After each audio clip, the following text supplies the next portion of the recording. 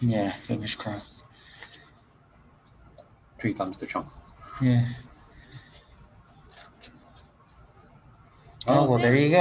Okay. Oh, wait, don't Yeah, be yeah. happy yet. Oh, yeah, let's fingers crossed still. Oh, there it is. Okay, good. Okay, so it's Thank you live. so much. Yeah, no problem. Hopefully that works out. If you have any other problems, just go ahead and call. Okay, we'll do. Thank you so much. Yeah, no problem. Okay, sorry. Origins of morality. Okay, so as I was saying, in amongst moral psychologists, there are three main theories there are three main theories as to the origin of morality, and all of these actually, these three theories, and along with all their complications, are actually they're actually covered in that reading I posted on Moodle for this week. Where does morality come from? Uh, I'm not going to go too much into that, although it actually is a really interesting, book chapter. I'm not going to go too much about that. I'm going to just give you kind of a spot note version. So hopefully you will find some time to read it yourself. There's a lot more detail and there's a lot more rich detail that's going on in there. But okay, so anyway, so among people who try to study the origins of morality, they are kind of converge on three broad theories. So the first theory is the innativist theory. So if you are an innativist about the origin of morality, you basically believe that somehow moral principles or moral beliefs are kind of hardwired into your system, so that all people around the world somehow they come into this world with the same general moral principles. Now, this is kind of complicated because there are different ways to explain. If you are an innativist, there are different ways to go about explaining how you come about having these innate moral principles. One way is that one way is that you might some people might think that perhaps these moral principles come about you come to have them because of evolution. You know, there is actually some interesting there is some interesting research in evolutionary biology that seems to kind of offer some support for this view. So there has been recent research in evolutionary biology that suggests that within a species, right? Within a species, the members of the species tend to gather together in groups, and then within that groups, the members of that group tend to they tend to be altruistic towards each other. So sometimes members of a group will sacrifice their important interests, or maybe even sacrifice their lives in order to advance the interests of the group. So it may be that it could be that that moral principles are innate because they are hardwired in you, hardwired in us by natural selection and by evolution. The idea is that if groups that have members that are altruistic tend to have a better chance of surviving over the generations than groups that don't. So that's one way to go if you're an individual. Another way to go is to say, well, maybe we maybe evolution doesn't have anything to do with this, but maybe there are certain principles. There are certain rational principles that all beings believe in once they attain a certain state of intellectual development. Um, so then there's the question of where do these how do you come to have these rational principles? Well, one way is to say one way to explain the rational principles is to say, well, it's just a natural product. It's just a natural product of becoming rational. Just like when a civilization, in any civilization that attains a certain level of intellectual development, it starts to develop mathematics, right? We start to use numbers and all these things. So maybe in the same way, any civilization that has attained a certain number of intellectual, a certain level of intellectual development, they also start to have develop rational principles among themselves to so that they can get along with each other. Uh, so and then if you believe in if you believe in God, it gets even more interesting. Because then you can because if you believe in God, then you would say, oh, it's actually God that does the work of putting the rational principles in people's minds somehow, and then people kind of develop on these principles and become moral and more become moral creatures. Uh, so, so in nativist theory, it's really interesting. There are several ways to go about doing this, and I suspect that as we go on in the semester, um, you will see that certain philosophers may have certain, may kind of lean towards this nativist view of morality. Uh, okay, and then there is the empiricist view. So the empiricist view is basically, you can think of it as being like the opposite of the nativist view. So the empiricist basically believes that nobody comes into this world with any moral principles or moral rules in their minds. We are all blank slates when we come into this world. Um, we have nothing when we come into this world. We learn everything that there is to learn by looking at people around us, especially our parents or maybe our teachers in school. So the idea, if you're an empiricist, you believe that everything is picked up, everything that you know is picked up empirically from from empirical observation of people around you. So yeah, so and there is a very rich, there is a very rich tradition of philosophers who believe in these empiricist views.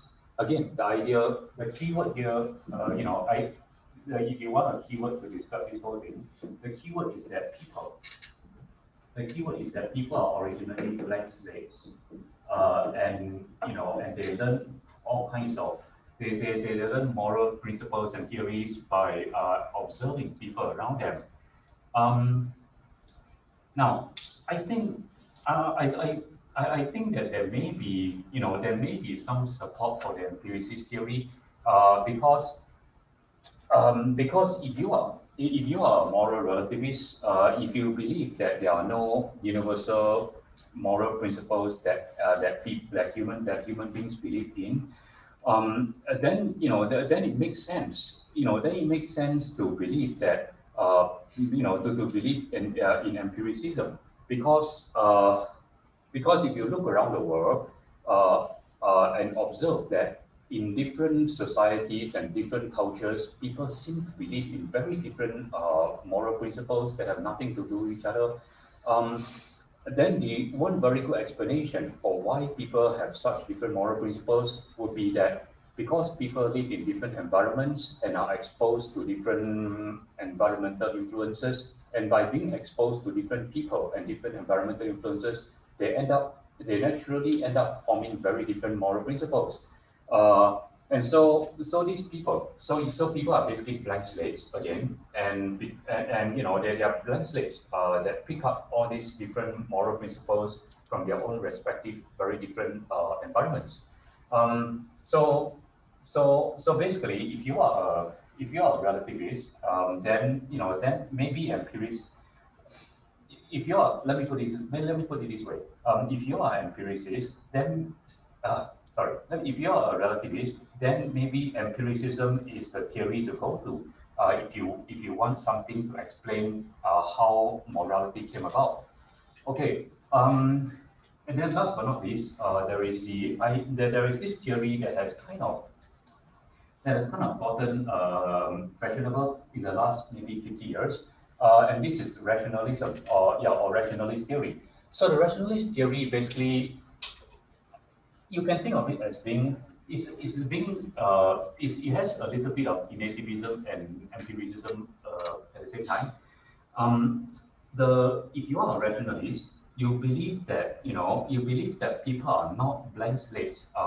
When they come into this world, people do have something going on in there. But it's not as it is not quite it's not quite as simple as people just having a whole bunch of moral principles hardwired into their minds. It's not that simple. What there is that people have certain. We come into this because we are rational beings. We come into this world with certain capacities. We have this capacity to learn from our environment. We have this capacity to learn from our environment, to learn from things around us, and then use those things. We have the capacity to use those things around us to form certain generalizations and certain rules. Okay. So when it comes to morality, we learn certain rules by we learn certain we pick up moral rules by a process of continued interaction.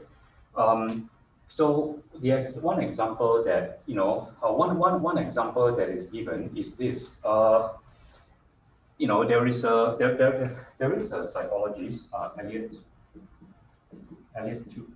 Turrell. So Turrell did some experiments with children. I think those are pretty young, maybe around children of around 6 or 7. So he did experiments with these children, and he basically asked them certain, he told them a few stories and asked them certain questions about those stories. So first, he asked them, okay, he said, listen to this story. There are some kids who go to school without wearing a uniform. They just wear their regular clothes and they just wear whatever they want. And unfortunately, their school requires them to wear a uniform. So, are they doing anything wrong? And the children said, surprisingly, the children said, no, not really, because if the school doesn't require any uniform, then you'll be okay. So, even at a very young age, children are able to understand that wearing a uniform is just a matter of social convention. But then you ask them a different question, and this time the story is this. So there's a kid that is on a swing, playing happily, and then another kid comes along and pushes the first kid off the swing. Um, has the kid done anything wrong by pushing the kid off the swing? And the answer among all the children, is yes, they have done something wrong, and it would be wrong. And then you ask them a follow-up question, and the question is, would it be wrong? Would it still be wrong if the teacher says it's okay to push children off swings? And surprisingly, interestingly, the answer from the kids is yes, you'll still be wrong. You'll still be wrong even if the teacher says it's okay to push kids off swings. So what that is supposed to show, right? What that's supposed to show is that children seem to understand the difference between rules that are based on social conventions, like wearing uniform, and rules that are based on morality, like pushing people off swings. And they seem to understand that it is wrong to push people off swings, no matter what the teacher says, because pushing people off swings they cause harm to people, and therefore it's wrong. So the idea is that we have the ability to form moral rules because we have the ability to recognize what causes harm to people. So even very young children are able to form moral rules because they are able to recognize what are the things in the environment that cause harm to themselves and others. Um, so the idea is that we're not we are not born into this world with certain moral principles, but we are born into this world with a certain kind of, maybe you can call it a certain kind of radar. We are born into this world with a certain kind of like radar that allows us to detect harm and allows us to understand that harm is a bad thing. And that radar allows us to to construct moral rules based on that, by using that radar. So sometimes they don't. It's not mentioned in the text, in the pages that you're reading. But sometimes I think they also call the rationalist view. Sometimes it's also called the constructivist view. And it's also called a constructivist view because the idea is that you can use your mind. Even children can use their minds to construct moral rules based on their ability to detect harm to themselves and to others. Uh, okay, so as I said, this is kind of my very brief summary of what's going on in that in that one book chapter that I posted on Moodle.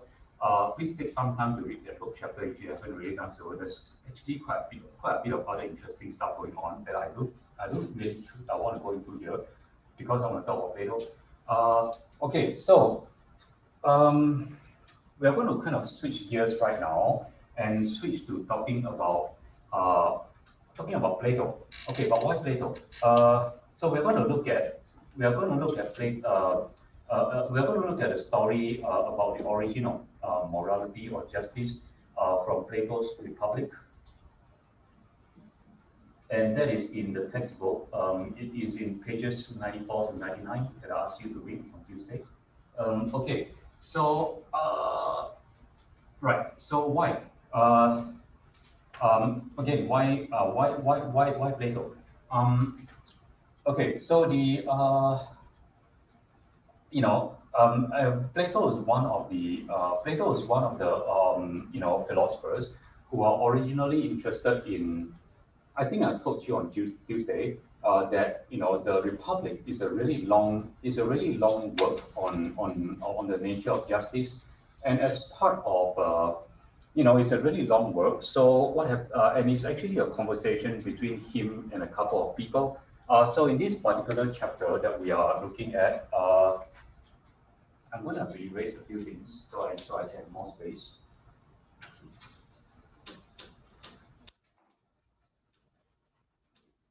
Okay, so in this particular chapter that we're looking at, we are seeing a dialogue between Glaucon and Socrates.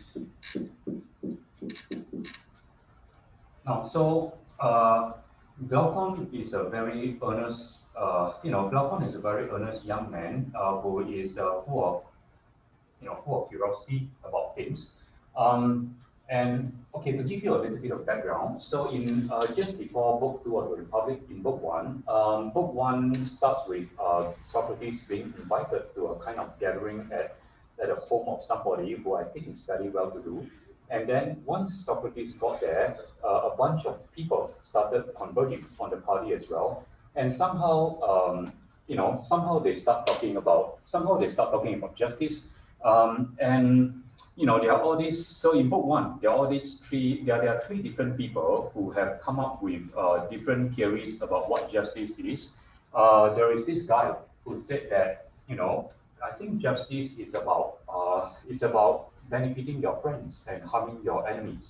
And that makes a lot of sense in that world that they live in, because if you go to war, if you go to war every summer, then there's always an enemy to fight. And if you fight well in the war, then then you are seen as a a wonderful person.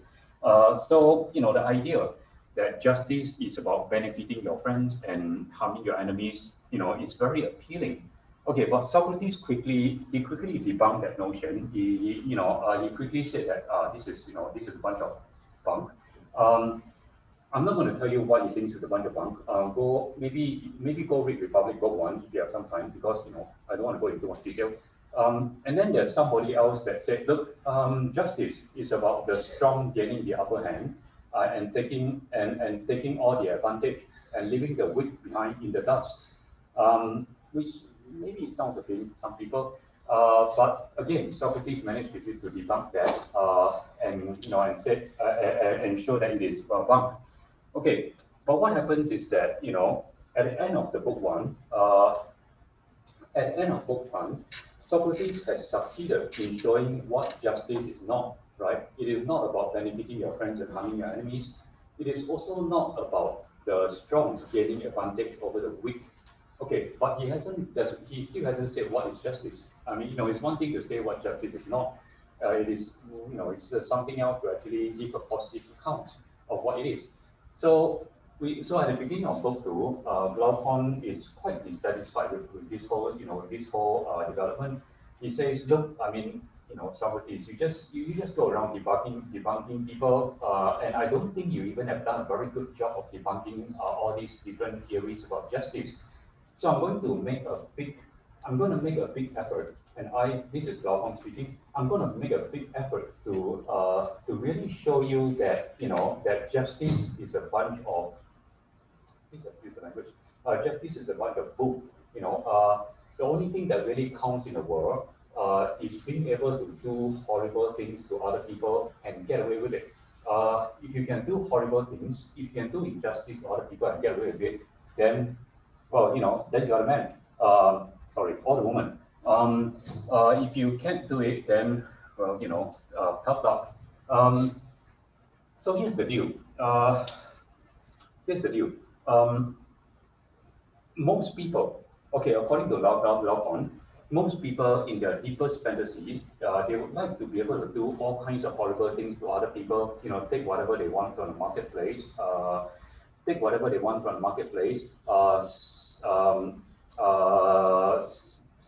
set anyone free from prison that they want, sleep with whoever they want. Most people in their deepest fantasies would like to do those things and get away with it. The trouble is that most people don't have infinite power. Most people are kind of weak. So because most people are kind of weak, they kind of have to settle for the second best solution. And the second best solution is that people who lack power, they will get together and basically agree not to do horrible things to each other. So the idea is that look, if I agree to not kill you or rape you, and you agree to not kill me or rape me, then we will live happily ever after, right? So so justice is real, according to Glaucon, justice is really it's really just a set of laws or rules that people agree to abide by, for the simple reason that people are just too weak to be able to get away with doing horrible things to other people all the time. So in order to illustrate this, Socrates tells, no, sorry, not Socrates. In order to make this point, Glaucon tells a very interesting story, and this is the story of the ring of Gygates.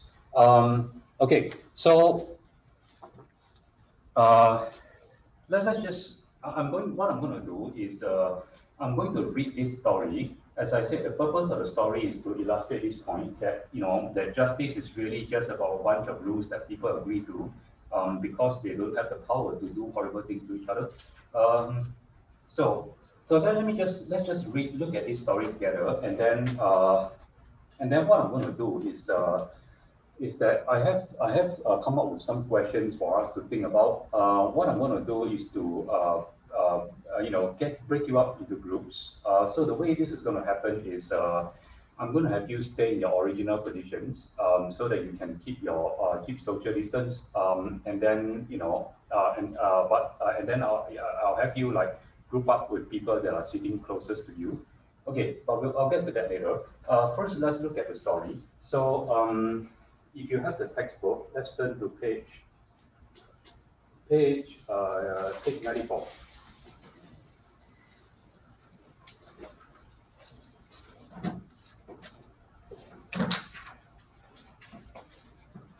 Okay, just give me a second, and let me pull out a couple of things first while you are bringing out your textbook.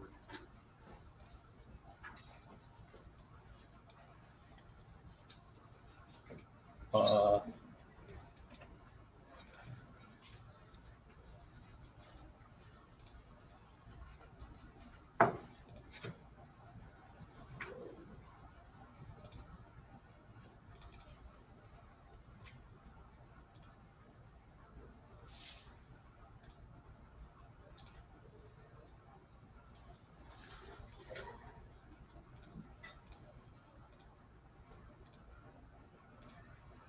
okay, right. So the story is this. I'm going to start from, let's see. I'm going to start from the bottom paragraph of page 94 on the right in the right hand column. So this is Glaucon speaking. We can see most clearly that those who practice it, and by it is referring to justice, so we can see most clearly that those who practice justice do so unwillingly because they lack the power to do injustice. If we imagine the following thought experiment, suppose we grant to the just and the unjust person the freedom to do whatever they like. We can then follow both of them and see where their appetites will lead, and we will catch the just person red-handed traveling the same road as the unjust one. The reason for this is the desire to do better than others. This is what every natural being naturally pursues as good. But by law and force, it is made to deviate from this path and honor equality. They would especially have the freedom I'm talking about if they had the power that the ancestor of Gyges of Lydia is said to have possessed. The story goes that he was a shepherd in the service of the ruler of Lydia. There was a violent thunderstorm, and an earthquake broke open the ground and created a chasm at the place where he was tending his sheep. Seeing this, he was filled with amazement and went down into it. And there, in addition to many other amazing things of which we are told stories, he saw a hollow bronze horse. There were window-like openings in it, and peeping in, he saw a corpse, which seemed to be of more than human size, wearing nothing but a gold ring on his finger. He took off the ring and came out of the chasm. He wore the ring at the usual monthly meeting of the shepherds that reported to the king on the state of the flocks. As he was sitting among the others, he happened to turn the setting of the ring toward himself, towards the inside of his hand. When he did this, he became invisible to those sitting near him, and they went on talking as if he had gone. He was amazed at this, and fingering the ring, he turned the setting outward again and became visible. So he experimented with the ring to test whether it indeed had this power, and it did. If he turned the setting inward, he became invisible. If he turned it outward, he became visible again. As soon as he realized this, he arranged to become one of the messengers sent to report to the king. On arriving there, he seduced the king's wife, attacked the king with her help, killed him, and in this way took over the kingdom. Suppose then that there were two such rings, one worn by the just person, the other by the unjust. Now, no one, it seems, would be so incorruptible that he will stay on the path of justice or bring himself to keep away from other people's possessions and not touch them, when he could take whatever he wanted from the marketplace with impunity, go into people's houses and have sex with anyone he wished, kill or release from prison anyone he wished, and do all the other things that will make him like a god among humans. And in so behaving, he will be no different. He will do no differently than the unjust person, but both would pursue the same course. This, some would say, is strong evidence that no one is just willingly, but only when compelled. No one believes justice to be a good thing when it is kept private, since whenever either person thinks he can do injustice with impunity, he does it. Indeed, all men believe that injustice is far more profitable to themselves than justice, and what they believe is true. So the exponent of this argument would say, for someone who did not want to do injustice, given this kind of opportunity, and who did not touch other people's property, will be thought to be most wretched and most foolish by everyone aware of the situation. Though of course they would praise him in public, deceiving each other for fear of suffering injustice.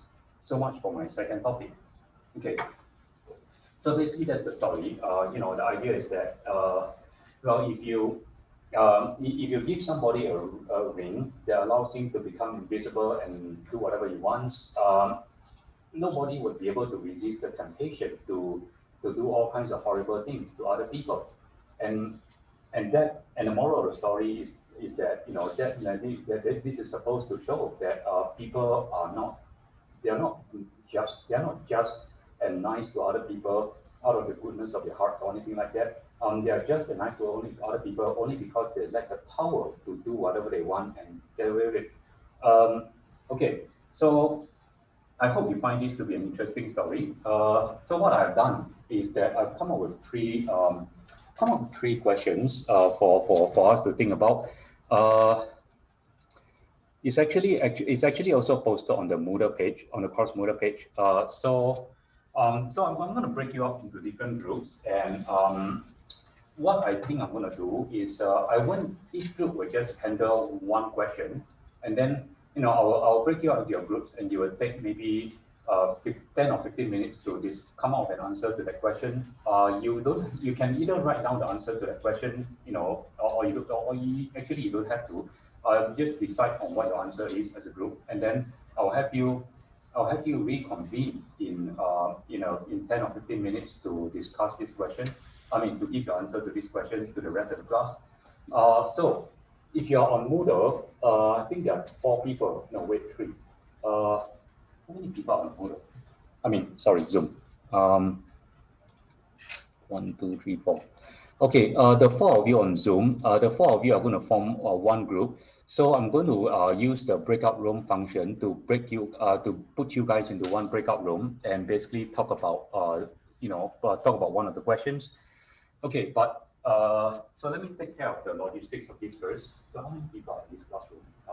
4, 8, 12, 17, 20, 23, 24, 27. Okay, 27. Let's see. If I want that to be 3 people in one group, how many groups should I have? None. Okay. Mathematics. Okay, so let's see. It's kind of inconvenient. First, okay, let's just do this. Okay, you are 1. Okay, 2, 3, 4, 5, 6, 7, 8, 9. Okay, 1, 2, 3, 4, 5, 6, 7, 8, 9. And then you are 1, 2, 3, 4, 5, 6, 7, 8, and 9. Okay, here's the deal. I know this is a bit weird given the social distancing, but what I'd like you to do is to basically, don't move any chairs or tables, but just, convene with your group, but in a way that maintains social distancing. So the group one will convene somewhere here, and then group 2 somewhere over there, 3, 4, 5, 6, 7, 8, 9. Okay. Okay. And then okay, if you are in group 1, 2, or 3, okay, remember this because I won't remember, but remember this: if you are in group 1, 2, or 3, only answer question 1. Okay. If you are in group 4, 5, or 6, only answer question 2. If you are in groups 7, 8, or 9, only answer question 3. Okay, so that way, division of labor. Okay, please get into your groups. Again, remember, don't move the chairs or the tables. Okay, as for those of you in the land of Zoom, Christine, Hayden, Dylan, and Johnny, I would like the 4 of you to discuss. Question 2. Okay, so hold on a sec. Just stand by for a second. I'm going to break you up into your breakout rooms. Okay, I'm going to stop the screen sharing right now, but you can find these questions on the course model page. Just get it from there.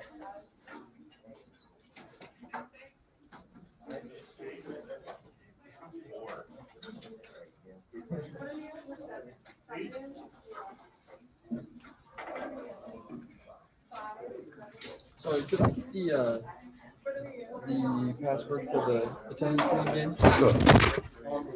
Okay. Oops. Okay. Here it is. PWXY 7K. Awesome, thank you. Okay.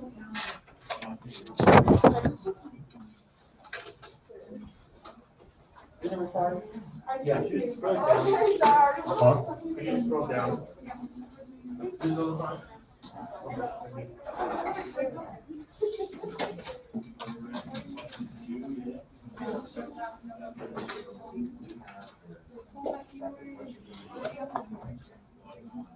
According to Rob, the story is supposed to show that no one from the program that they would stay on time for just to bring themselves here and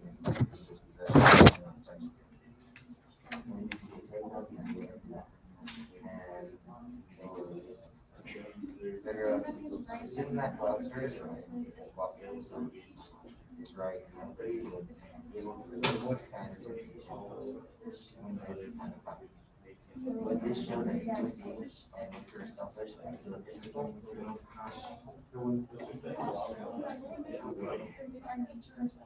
So Yeah.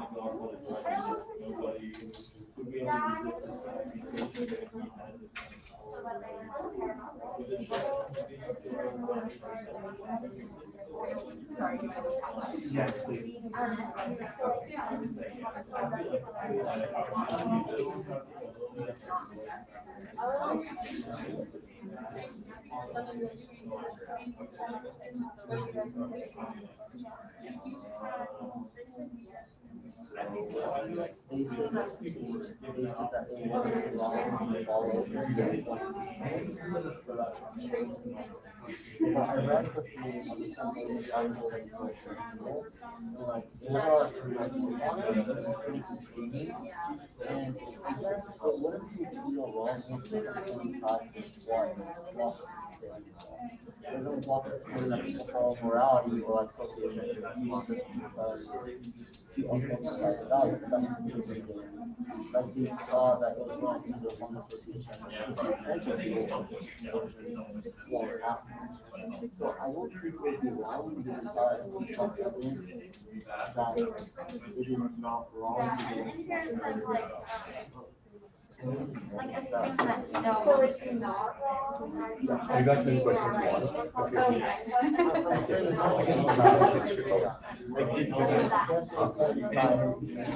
Say I guess question one is relatively straightforward.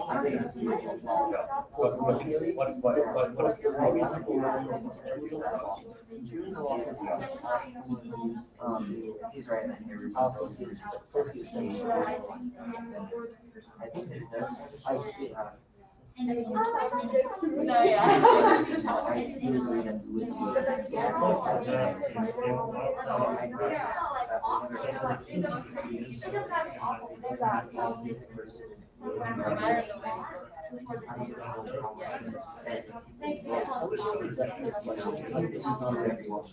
the first line on the question is if love is right. That's like if he's right. If he's right. But I also feel like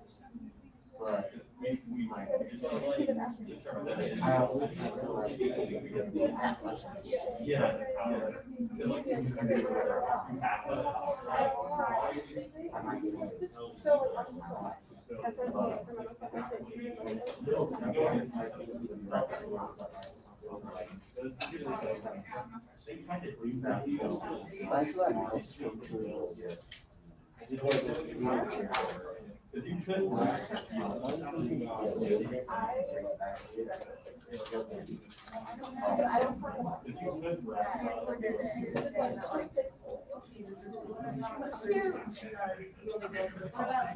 goes more onto the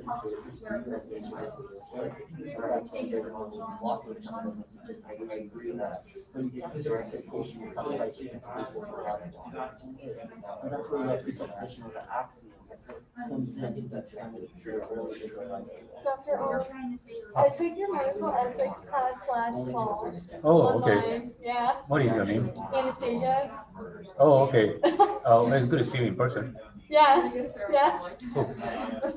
Yeah. Well, thanks for letting me know because I wouldn't have known. I really wouldn't have known otherwise. Yeah. I was gonna tell you on Tuesday, but then I was like, I'll tell them at some point. But yeah, I took your medical ethics class. Cool. And I was really interested, so I was like, oh, let's just take ethics. Yeah. So, Good. Yeah. You have progressed. You have graduated from medical ethics to real ethics. Yeah. I think you were probably on one of the Zoom sessions. Yeah, I was Yeah. on a couple of them. Yeah. But I didn't say anything. But I agreed with people. I was like, yeah, that's right. Cool. Yeah. Cool. Are you a nursing student? Hopefully. Okay. Hopefully nursing. We'll Okay. see. Yeah, because I think most of the people who take the medical ethics course, they are either in nursing or some kind of healthcare Yeah. profession. Yeah, I noticed that. Because I was like on the Zoom, I was like, oh, I know that. Cool. So, yeah. Very cool.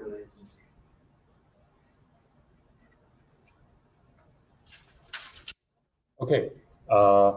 I'm judging from I'm judging from the silence, the sudden silence that that most of you have finished discussing the question. Okay, let me just recall the people from the breakout room. Let me see. You have 1 minute.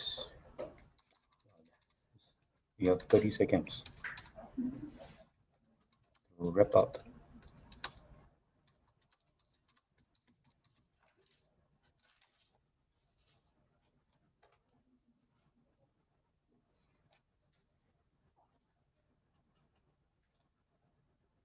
Oh, 60. Okay.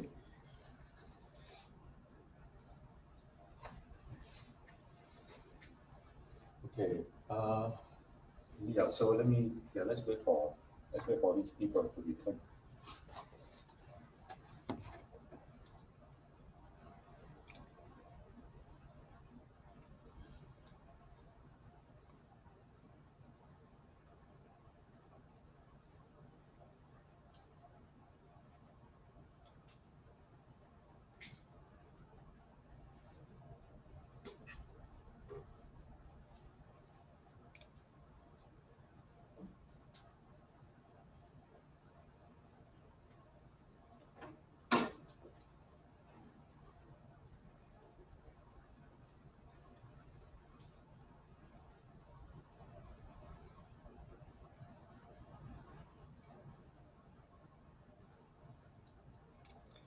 Okay, for those of you that are in Zoom, welcome back to the classroom, to the main classroom.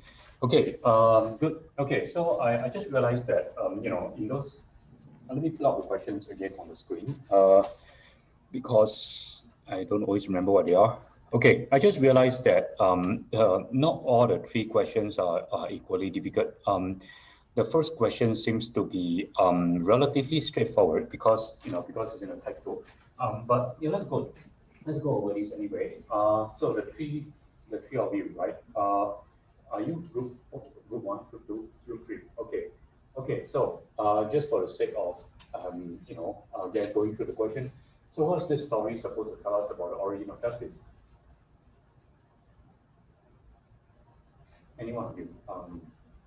We talked about how, like, if as us as humans, if we were given the choice between justice and injustice, we would choose injustice because that's just like kind of who we are, and sort of.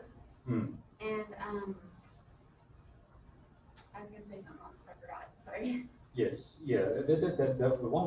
One of the things that you said was really interesting.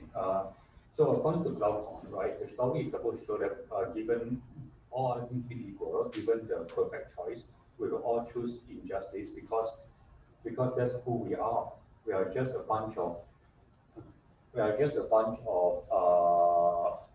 evil beings that are just out to care for ourselves.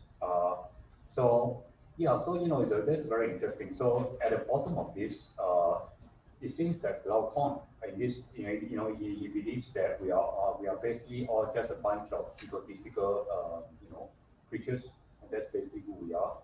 And so then that raises the question, right? Is that really who we are? Okay, that's, so it seems that question 1 is more interesting than I thought it was. I thought it was pretty straightforward.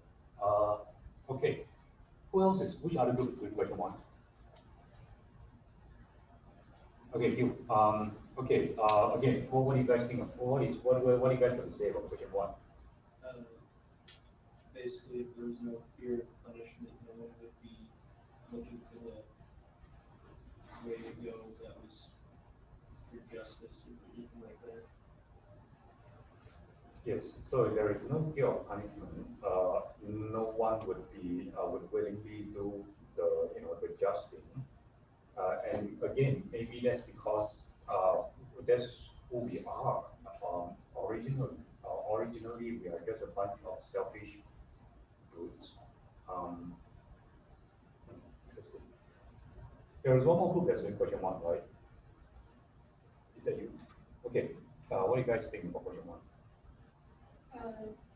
Like the origin of justice is kind of like set that society and other people around you.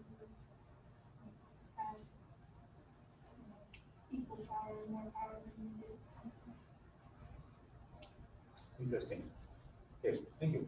Okay, well, okay, keep that in mind. So one thing that was never really fully stated in the story, but which you guys have brought out is that people are not going to willingly do justice if they're left to their own devices, because who we are is that we are originally a bunch of selfish groups. So there's actually a view, right? There's actually a view of human nature that's hidden underneath, that's implicit in this story. Okay, that's interesting. Okay, question two. Assuming that Laopan is right, that nobody will be able to resist this kind of temptation. Oh, okay. Question one leads very nicely into question two, I just realized. So would this show that human beings are by nature selfish and egotistical? Uh, that group over there in the back, are you guys doing question two? Yeah. Okay, so what do you think? We said that humans are, well, if they're given that kind of power, they'll mostly be selfish with it. Because, you know, if anyone's given that power to just become invisible on demand, who isn't going to use that for at least something kind of mischievous? And we said that the reason why they do that is because society kind of puts chains on people. Because if they do something like that, society will punish them, and they don't want to be viewed in that kind of certain way. Because who has never thought about stealing something? But if they had that choice to, they totally would. But society kind of prevents them from doing it. Interesting. Interesting. So the question is, does that show? Would it show that humans are by nature selfish and egotistical? So what you said just now, right? What you said just now was that almost anybody, given this kind of unlimited power, would probably succumb to the temptation to steal things and all that. That probably is true. That's probably true. But in a way, I don't want to nitpick, but it's kind of my job to do that. In a way, you kind of still haven't answered the question, because the answer, because even if just because I'm somebody who succumbs to the temptation to steal, it doesn't necessarily prove that I'm selfish and egotistical, right? It just shows, maybe it shows that I'm weak because I succumb to the temptation. Okay, but so I'm going to throw the question back at you again. Does that show that we are selfish and egotistical by nature? That they like succumb to the, and they abuse that kind of power. If they use it to like hurt other people and just for their own personal gain, and they just hide it from everybody, I feel like that is kind of selfish. Because like I don't know, they could use the power for good, but they choose to use it just for themselves. Interesting. Okay, thanks. Okay, let me file that away in my mind first, and then ask another group. Who else is doing group question two? Okay, what do you guys think? So we kind of all agreed that people are selfish given this amount of power, so we agreed a lot with the previous group. However, we did say that even though people will be selfish no matter what, that doesn't necessarily mean that it is going to be harmful to other people. Like, for example, one of my teammates said, like, you can be selfish if you want to take an extra role at the dinner table. That's being selfish because you're trying to benefit yourself over others. But it doesn't necessarily harm other people. Yeah. So it sounds like you are saying that yes, it does show that humans are by nature selfish and egotistical, but maybe it's not a bad thing because you might not harm other people. I mean, it doesn't necessarily mean that it's not bad, it's just not harmful. Interesting. Doesn't necessarily, sorry, I'm just repeating what you just said. Doesn't necessarily mean that it's not bad, it's not harmful. Actually, okay, I know I'm going off on a slight digression here, but I think this is a useful digression. In the book chapter, right, the one where does morality come from, on that episode of Moodle, one question that was raised in that chapter was, is morally bad always the same thing as harmful? I mean, yeah, because most of us like in that in in a story about pushing children off swings that I was telling earlier in the day, there seems to be this assumption that something is only morally bad if it harms other people, or maybe it harms yourself. But so can something be morally bad? Can something still be morally bad even if it harms nobody, not even yourself? I think that's up to the individual to determine for themselves, because it's it's what they're putting on themselves if other people don't even know about it. Like let's say they go into someone's house, they steal something that belongs to them that was really meaningful to that person, but that person didn't necessarily want. But that puts it on them. The other person has no idea where it went. With the individual that took the things because they're invisible, kind of puts it on themselves. So it depends on how they look at it. Yeah. Well, here's an even better example because, okay, again, I'm nitpicking again, but your example is a little bit flawed because you're stating something that is meaningful to somebody, right? So somebody could still say, hey, if it's meaningful to him, then then you are kind of harming him by taking it away from him. But here's another example. Suppose I find a way to hack into Jeff Bezos' account, bank account, and I suppose I find a way to siphon off $1,000 from his bank account every month. He's not going to notice it because he's like super rich. $1,000 it's not even chump change to him. So I find a way to to get into Jeff Bezos' account, and I siphon off $1,000 away from his account every month. He doesn't know. He's not aware of it, and actually, maybe even if he's aware of it, he probably wouldn't care. He's like $1,000 a month, whatever. Okay, so and then I haven't, this is just a story that I thought up like 5 seconds ago, so I haven't decided what I'm going to do with the $1,000. Maybe I'll just do something totally harmless with that. Okay, so I siphon off $1,000 from Jeff Bezos' account every month, and I do something totally harmless with that. Fun and harmless. Okay, so this seems to be a harmless crime, right? Nobody is, I'm not harmed, obviously, and neither is Jeff Bezos. Have I done something wrong? Am I doing something morally bad? Matt, right? I don't think that harm can just be to like individuals, because like if you were to do that, then you would then just kind of set a precedent so that if it doesn't like physically hurt someone, then that doesn't mean that it can't harm them or it can't like hurt the society that you're in or the culture that you're in, because the reason why like, people it may diminish the amount of good that can be done if people don't start trusting each other to do what the moral thing to do.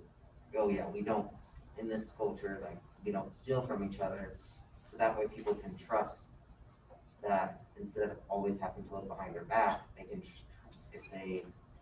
if everyone just agrees to not steal, then they don't have to always be watching their stuff and they can focus on better things. And so that like some morals protect us from harm and other morals and other rules we follow because they let us do more than we could if we didn't follow the rules. Okay, so maybe the idea is that siphoning off $1,000 from Jeff Bezos is still bad.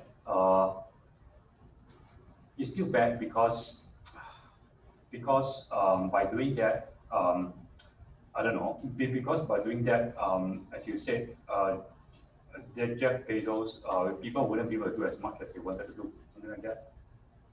Well, it's sorry. So one of the reasons it's still wrong because everyone agrees that it's still wrong because it's against the morals that the culture that you and Jeff Bezos are both part of, the laws are both part of, and those laws are there not because to always protect people from getting hurt, because if you said it doesn't really hurt him that much or at all, but it does. We can it does weaken like, well, it doesn't really matter if I steal.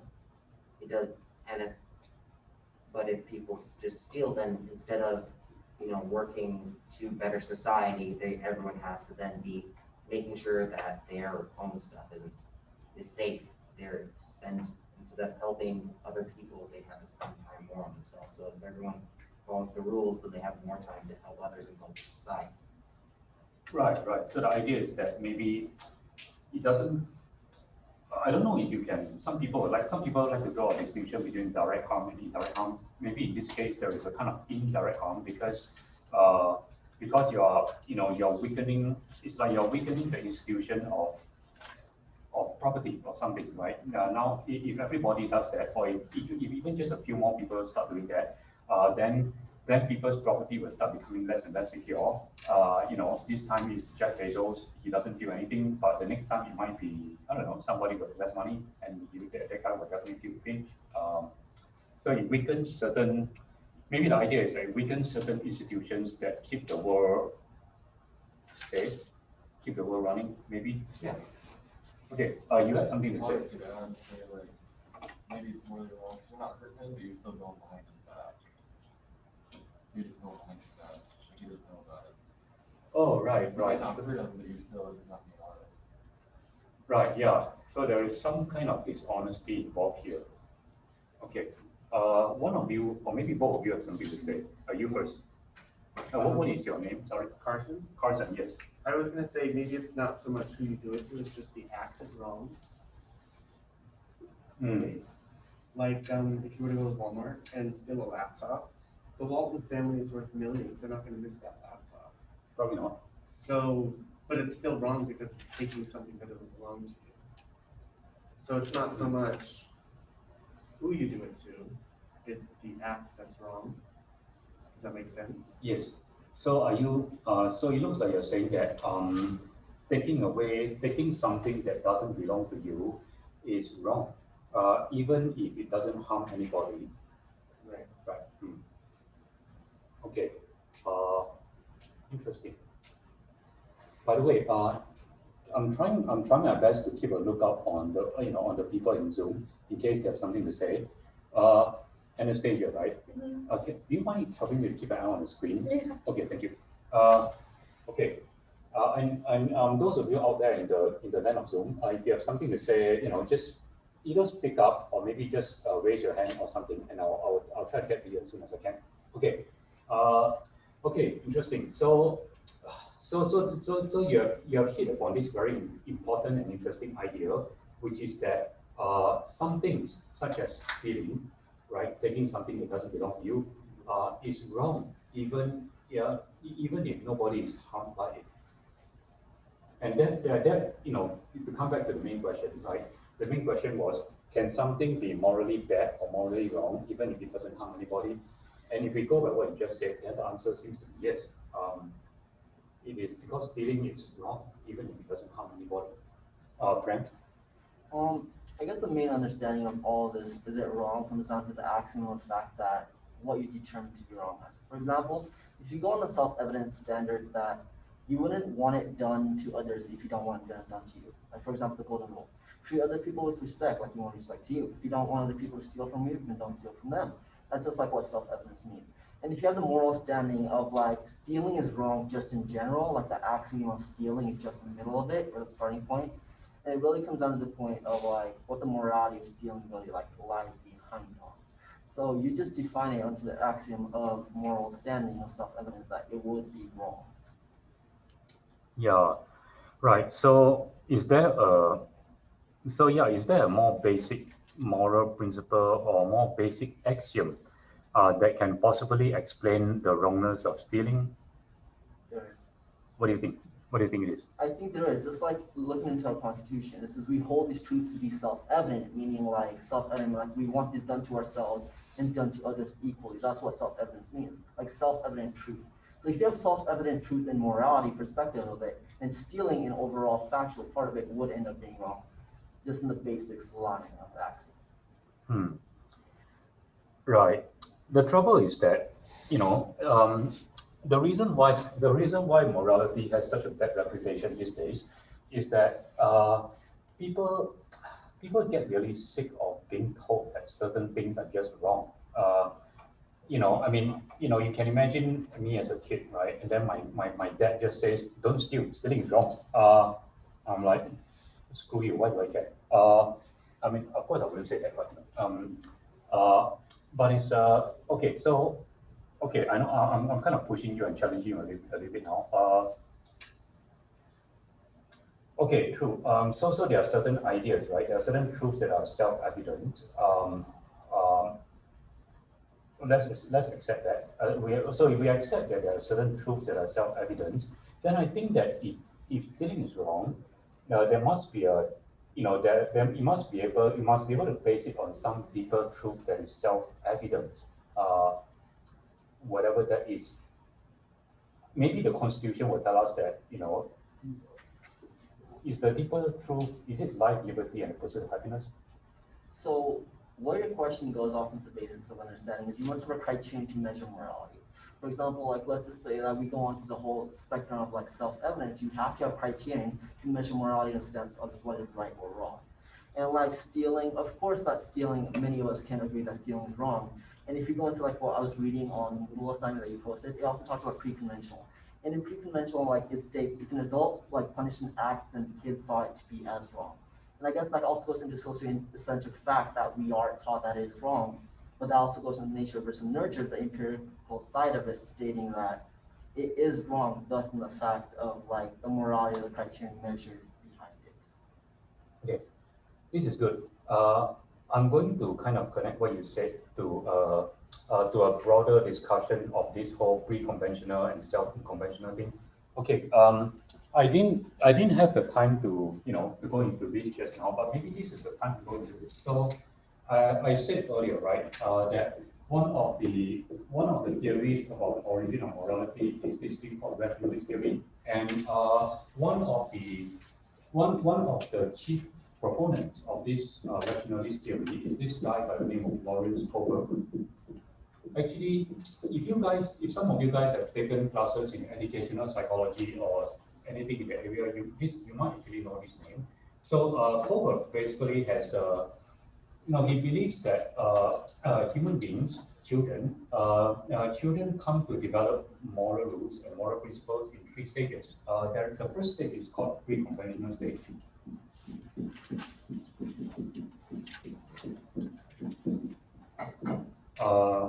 And the second stage is the conventional stage.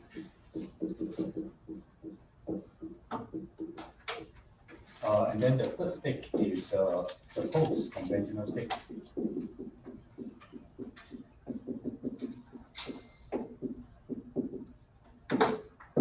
Okay, so if you take the example of stealing, right? Very young children, they have difficulty understanding that stealing is wrong. So very young children, they are kind of at a pre-conventional stage. They haven't really understood and internalized certain moral conventions and moral principles yet. So if you are at if a child is at a pre-conventional stage, then then he hasn't really even learned the rule that that stealing is wrong. When you get to the conventional stage, then a child who gets to the conventional stage is able to he's able to he knows that stealing is wrong, and this somebody who understands that stealing is wrong is really good at at applying this principle and enforcing this principle. And you will see that some children are even very good at coming out with exceptions to the principle. So, for example, they will say some kids will say things like, "Oh, if you drop a $10 bill on the ground and I picked it up after you dropped it, that's not stealing because it's just you dropping stuff and me picking it up. That's not stealing." But if you are trying to find exceptions to that, then you are still stuck at the stage of the conventional stage. You're just following rules basically, and then at some point, hopefully, many young adults will get to the post-conventional stage. And I like to think that's where we are right now. At the post-conventional stage, you start to ask why. You start to ask the why question. Why is stealing wrong? if stealing is wrong, I mean, there's got to be some deeper reason, maybe a deeper self-evident truth that would help us to explain why stealing is wrong. I mean, in the key word here is self-evident, right?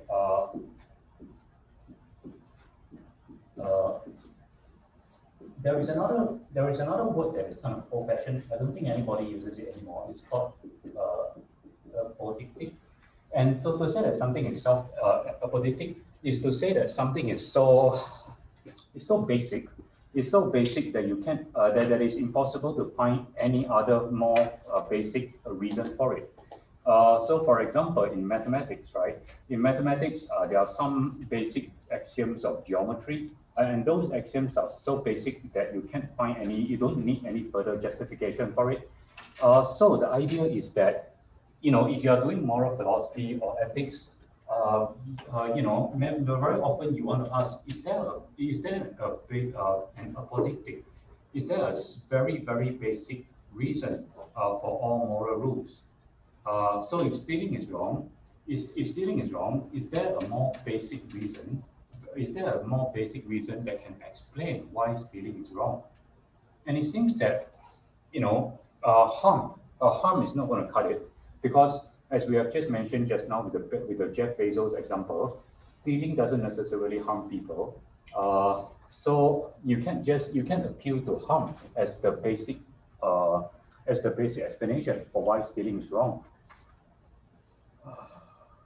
Okay, so if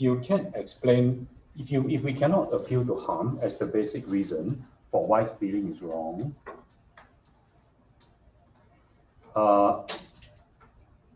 did Matt just disappear? Oh, okay, sorry. Oh, you're there. Okay. Okay.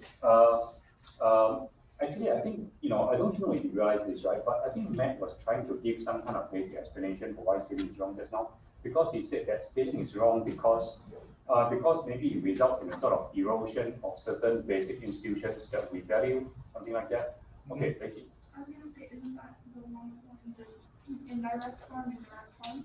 So if you're stealing somebody, it's still harming them, but it's harming them indirectly. Yeah. So right, if you steal from somebody, you're not harming them directly, but indirectly. Yeah, I mean, and I think that seems to be what Matt is getting at, and possible. So Jeff Bezos is not harmed directly, but maybe indirectly, because if the society ends up having less faith in the institution of property or whatever as a result of this whole thing, then Jeff Bezos, maybe in the long run, it will be harder for him to hold on to his property, maybe. Yeah. And that would also make it harder for you to hold on to property, and it would be harder to do anything if everyone's always happy to hold resources. Okay, good. Let me say one more thing before. I know it's time to let you go. Maybe the idea is this, right? And so if it harms the institution of property, then you might ask, so what's the big deal? And the big deal is this. We in this country at least, we think of property as a basic right? You have the right to property. So maybe the stealing is wrong because even if it doesn't harm you immediately, it kind of it undermines, it erodes, it undermines and harms the right to property. And it offends the right to property, if nothing else. So maybe that's why stealing is wrong. Wow, this is really interesting. I didn't mean to talk about this, but it actually turns out to be quite interesting. Okay, so next week we are going to read on liberty, which is in the textbook. I don't think it's that many pages, so just read as much of those assigned pages as you can. And basically on liberty, it's John Stuart Mill talking about harm. He's talking about how you can use harm as the basis for explaining why things are wrong, and you can use harm as the basis for an entire moral system. So we'll get to that next week. I'm sorry we didn't get to all the three questions, but but do continue to think about that. Thank you.